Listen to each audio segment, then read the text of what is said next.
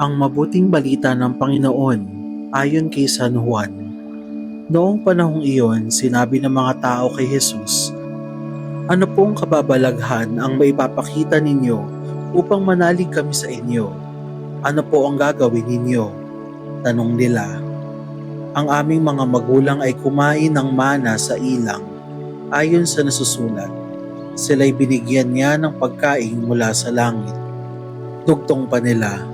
Sumagot si Jesus, "Dapat ninyong malamang hindi si Moises ang nagbigay sa inyo ng pagkain mula sa langit, kundi ang aking Ama.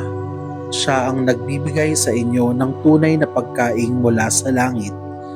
Sapagkat ang pagkaing bigay ng Diyos ay yaong bumaba mula sa langit at nagbibigay buhay sa sanlibutan." "Ginoo," wika nila, "bigyan po ninyo kaming lagi ng pagkaing iyon." "Ako ang pagkaing nagbibigay buhay," sabi ni Jesus.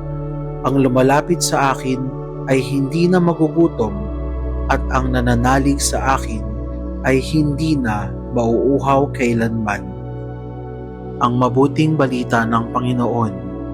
Pinupuri ka namin, Panginoong Hesukristo. Ako ang pagkaing nagbibigay buhay.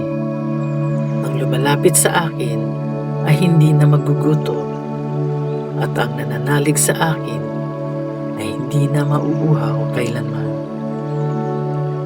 Si Jesus ang tunay na tinapay ng buhay.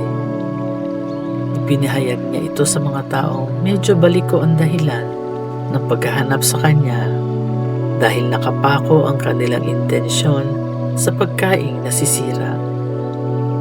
Sa pamamagitan niya, matatamo ng tao ang kaganapan ng buhay na hindi maibibigay ng mundo kailanman. Napapawi ng pagkain at tubig ang gutom at uhaw ng panandalian lang. Pagkatapos, magugutom at mauuhaw muli. Samantalang buhay na buhay ang iginagawad ni Jesus para sa bawat isa sa pagkakaloob niya ng kanyang sarili para sa kaligtasan ng lahat. Sa ibang salita, hatid ni Jesus sa tao ang buhay mula sa tunay na sarili ayon sa kalooban ng Diyos, puno ng pagmamahal at paghahangad na maabot ang kanyang potensyal. At kasabay nito, nagiging daan ng pagpapala para sa kapwa. Babalong ang buhay sa Kanya. Aalingaw-ngaw ang buhay na ito sa walang hanggan. Nakapaloob ito sa katawan at dugo ng Panginoong Hesukristo na tinatanggap ng tao sa banal na Eukaristiya. Tinatanggap ba natin ng buong puso si Kristo sa banal na Eukaristiya bilang pagkain ng buhay? Nakikita ba ito sa ating buhay?